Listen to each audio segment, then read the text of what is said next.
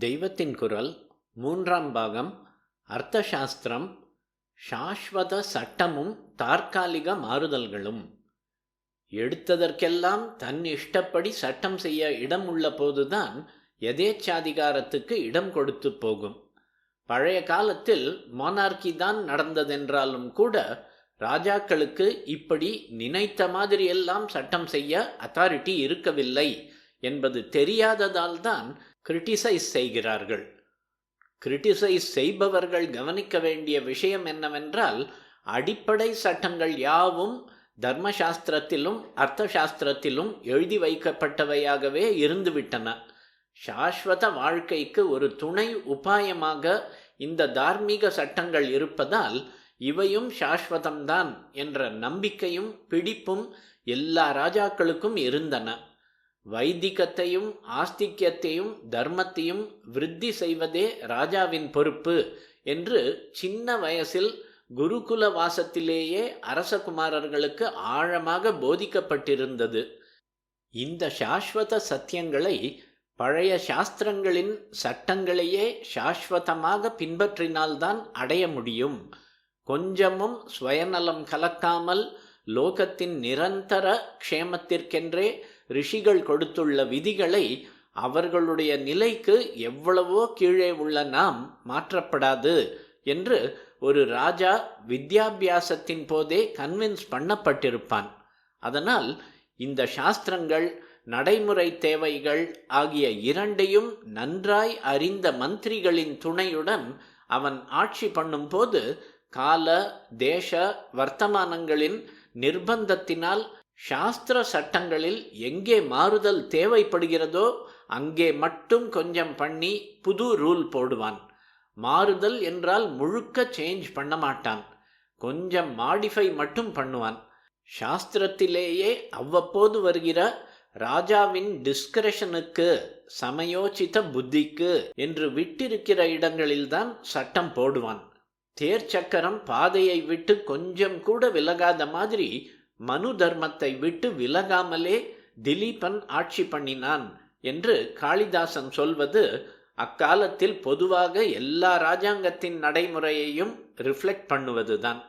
குறிப்பு: ரகுவம்சம் 1.17. செக்யூலரிசம் என்பதை இப்போது நடத்துகிற மாதிரி நடத்துகிற போது சாஸ்வத தர்மத்தை பற்றி நினைக்க இடமே இல்லை.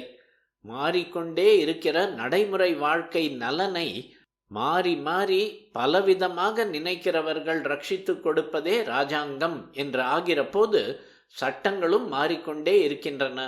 தார்மீக சட்டங்கள் எத்தனையோ 1000 வருஷங்கள் இந்த தேசத்தில் மாறாமல் பின்பற்றப்பட்டிருக்க, அர்த்தம் என்கிற தற்காலிக விஷயத்தையே லட்சியமாக கொண்ட இன்றைய ஜனநாயக அரசாங்கங்களின் சட்டங்கள் அவ்வப்போது ஆட்சிக்கு வருகிறவர்களின் இஷ்டப்படி தினம் தினம் மாறுகின்றன. புரோஹிதர், குலகுரு, மந்திரி, அமாத்தியர், சச்சிவர் என்கிற பலவிதமான ஆலோசகர்களை கலந்து கொண்டும் ஒவ்வொரு சமுதாயத்துக்குமான பிரதிநிதிகளை கொண்ட சபைகளின் அபிப்பிராயங்களை கருத்தில் கொண்டும் ஏற்கனவே ஏற்பட்டுள்ள ராஜநீதி சாஸ்திர சட்டங்களை ஆதாரமாக கொண்டும் தான் ராஜாக்கள் ஆண்டார்களே தவிர எதேச்சாதிகாரம் பண்ணவே இல்லை. ஸ்தல ஸ்தாபன ஆட்சி என்று இப்போது வார்த்தையில் சொல்கிறபடி நிஜமாக அங்கங்கே பஞ்சாயத்து ராஜ்யம் நடந்தது பழங்காலத்தில்தான். சூப்பர்வைசர் மாதிரி தான் ராஜா மேற்பார்வை பார்த்து வந்தான். யுத்தம், இராணுவ சமாச்சாரத்தில்தான் மத்திய ராஜாங்கத்துக்கு அதிகாரம் நிறைய இருந்தது. கோயில் குளம் கட்டுவது, சிஷ்டர்களையும் வேத வியுத்பன்னர்களையும் பல கலைகளை சேர்ந்தவர்களையும் மானியம் தந்து ஆதரிப்பது முதலானவையே சிவில் விஷயங்களில் ராஜாவின் முக்கிய காரியமாய் இருந்தது. மற்ற சிவில் விஷயங்கள் ஸ்தல ஸ்தாபனங்களின் ஆலோசனைகளை முக்கியமாக கொண்டே கவனிக்கப்பட்டன.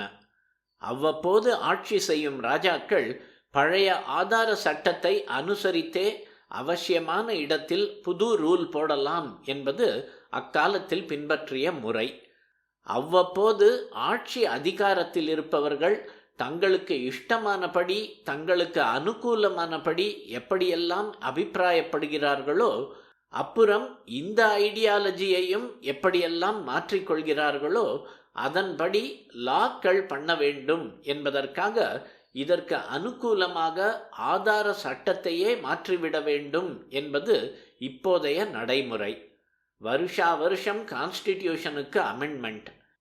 இது ஜனநாயகம், பழைய முறை எதேச்சாதிகாரம்.